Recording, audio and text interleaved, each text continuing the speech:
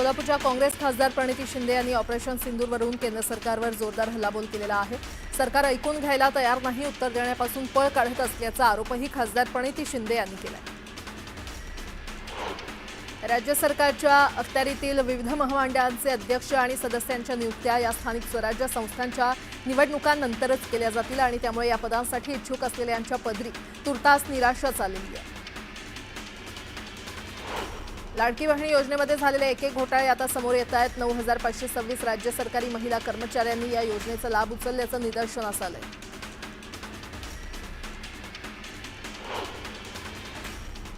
लोकशाहीर अण्णाभाऊ साठे यांना मरणोत्तर भारतरत्न पुरस्कार देण्यात यावा अशी मागणी खासदार प्रणिती शिंदे यांनी केलेली आहे। केंद्रीय गृहमंत्री अमित शहा यांना या संदर्भात पत्र पाठवून हा विषय संबंधित समितीकडे मांडण्याचं आवाहन केलं।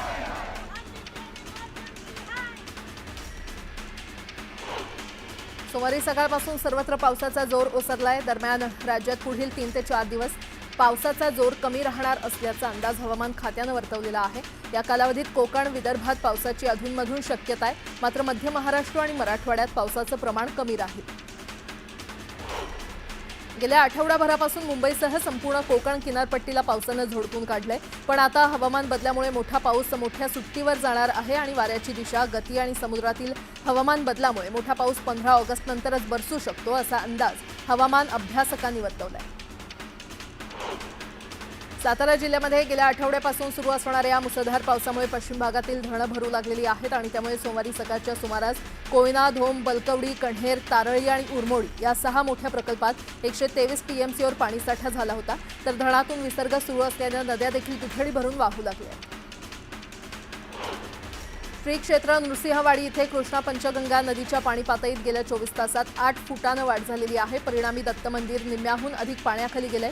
कोयना, राधानगरी धरणातून विसर्ग सुरू असल्यामुळे शिरोळ तालुक्यात भीतीचं वातावरण पसरलंय। मराठवाड्यात श्रावण महिन्याच्या पहिल्या दिवसापासून पावसानं दमदार हजेरी लावत विभागातील जवळपास 8ही जिल्ह्यांना चिंब केलं। विभागातील तब्बल 44 महसूल मंडळांमध्ये अतिवृष्टीची नोंद झाली असून एका मंडळात 20 गावं, याप्रमाणे विभागातील 900 गावं चिंब झाली आहेत। आता एक मोठी बातमी। ड्रग पार्टीमध्ये अटक करण्यात आलेल्या एकनाथ खडसे यांचे जावई प्रांजल खेवलकर आणि त्यांचे मित्र श्रीपाद यादव यांना अटक करून केलेल्या वैद्यकीय चाचणीमध्ये अल्कोहोल कन्झम्पशनचे नमुने पॉझिटिव्ह आलेले आहेत। दोघांनी मद्यपान केल्याचं प्राथमिक वैद्यकीय तपासणीमध्ये आढळून आलेलं आहे। कोकेनच्या सेवनाबाबतचे फॉरेन्सिक अहवाल यायला 7 दिवस लागतील आणि अटक केलेल्या आरोपींना आज कोर्टात हजर केलं जाणार आहे।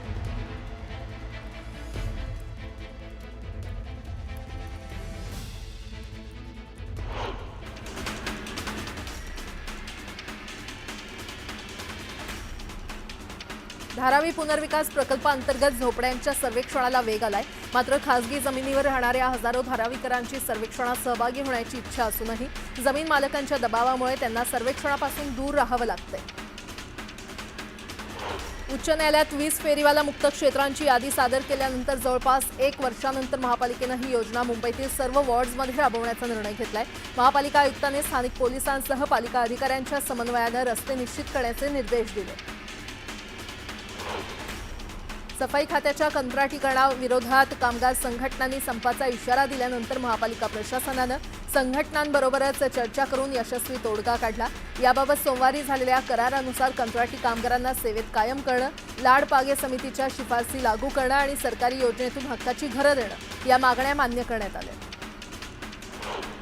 मुंबई शहर तसंच उपनगरातील फुटपाथ आणि अन्य सार्वजनिक जागा अतिक्रमणमुक्त करण्यासाठी महानगरपालिकेनं कंबर कसली असून लवकरच फेरीवाला मुक्त परिसर मोहिमेची अंमलबजावणी अधिक तीव्र करण्यात येणार आहे। महानगरपालिकेनं उच्च न्यायालयात फेरीवाल्यांच्या गर्दीनं व्यापलेल्या 20 ठिकाणांची यादी सादर केली होती। त्यानुसार आता संबंधित ठिकाणं फेरीवाला मुक्त करण्याचं नियोजन पालिकेनं केलं। लाकूड आणि कोळशावर चालणाऱ्या बेकऱ्यांमुळे प्रदूषणात वाढ होत असल्यानं उच्च न्यायालयाकडून सर्व बेकऱ्या पर्यावरणपूरक इंधनात रूपांतरित करून घेण्याचे निर्देश मुंबई महापालिकेला दिलेले आहेत। या पार्श्वभूमीवर पालिकेकडून महानगर गॅससोबत बैठक घेतली। यावेळी मुंबईतील जवळपास 42 बेकऱ्यांनी पीएनजी इंधनात बदल करण्यासाठी अर्ज केल्याची माहिती समोर येते। उद्या परवा करता वरळी येथील बीडीडी चाळ पुनर्विकास प्रकल्पातील रहिवाशांना नवीन घरं देण्याच्या डेडलाईन पुढे ढकलल्या जात आहे। आता सूत्रांनी दिलेल्या माहितीनुसार 15 ऑगस्ट दरम्यान या प्रकल्पातील रहिवाशांना नव्या घराचा ताबा मिळण्याची शक्यता आहे.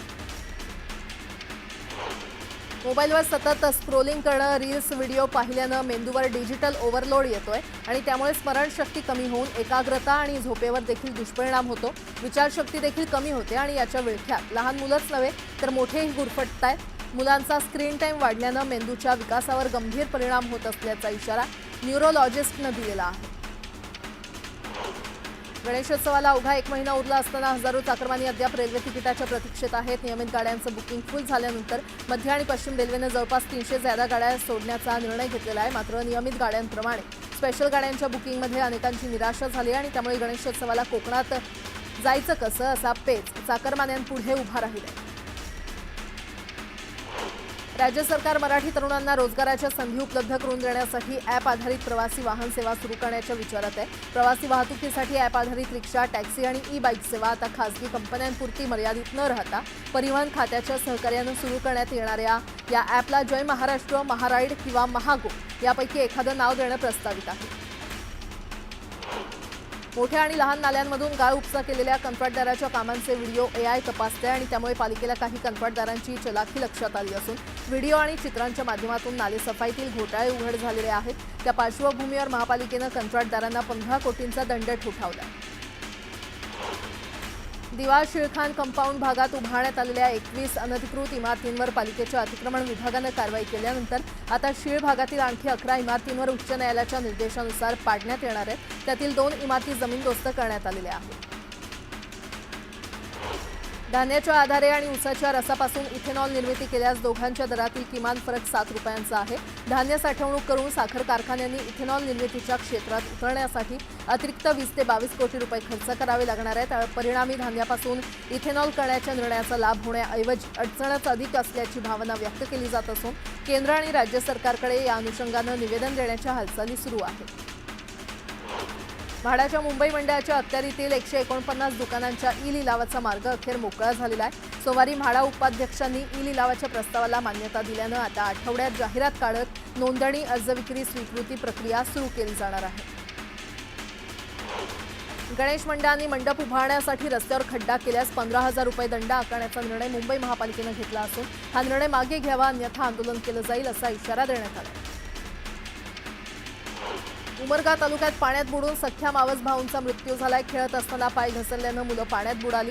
शिवाजीनगर जवळील पांजर तलावात दोघांचे मृतदेह आढळून आल्यानं हळहळ व्यक्त होती. सोलापूर महानगरपालिकेच्या निवडणुका डोळ्यासमोर ठेवून भाजप नेत्यांकडून शहरात विकास कामांचा धडाका लावलाय. महापौरपदावर भाजप पक्षाकडून आताच दावा सांगितला जातोय. पालकमंत्री जयकुमार गोरे आणि आमदार देवेंद्र कोठेंनी भाजपचाच महापौर करण्याचा निर्धार केलाय. नाफेड आणि NCCFच्या मार्फत केंद्र सरकारनं सुरू केलेल्या कांदा खरेदीची मुदत आज संपली. मुदत संपल्यानं नाफेडनं कांदा खरेदी बंद केलेली आहे. त्यामुळे लासलगाव, मनमाडसह नाशिक जिल्ह्यातील शेतकरी हवालदिल झाले असून मुदत वाढवून देण्याची मागणी शेतकऱ्यांनी केली आहे. अहिल्यानगर जिल्ह्यातील पारनेर तालुक्यातील 30 वर्षांपासून निघोज इथे वास्तव्याला असलेल्या मदारी समाजाच्या 15 कुटुंबांना बेघर करण्यात आल्याचा आरोप करण्यात आलाय. याच्या निषेधार्थ वंचित बहुजन आघाडीच्या वतीनं जिल्हाधिकारी कार्यालयासमोर जोरदार निदर्शनं करण्यात आली. सांगलीच्या उमदी पोलीस ठाण्याअंतर्गत 1 पोलीस अधिकारी आणि 8 पोलीस अंमलदार यांच्यासाठी निवासस्थान इमारतीचं भूमिपूजन करण्यात आलं. पालकमंत्री चंद्रकांत पाटील यांच्या हस्ते भूमिपूजन पार पडलं. गडचिरोलीसह दंडकारण्यात शहीद सप्ताहाला सुरुवात झाली. पहिल्या दिवशी दंडकारण्यात कुठलीही घटना घडली नाही. अतिसंवेदनशील उत्तर गडचिरोलीतल्या कोरची शहरात 2006 नंतर पहिल्यांदाच शहीद सप्ताहात असलेला माओवाद्यांचा बंद फोल ठरला असून माओवाद्यांची दहशत झुगारून कोरचीवासियांनी बाजारपेठ खुली ठेवली आणि त्यामुळे या भागातील माओवाद्यांची दहशत कमी झाल्याचं दिसून येतं. जळगावमध्ये व्याघ्र संवर्धन जनजागृती रॅलीला उत्साहात सुरुवात झाली आहे. या 2 दिवसांच्या रॅलीमध्ये राज्यभरातून आलेले 100 व्याघ्रदूत आणि विवेकानंद प्रतिष्ठानचे 25 विद्यार्थी सहभागी झाले.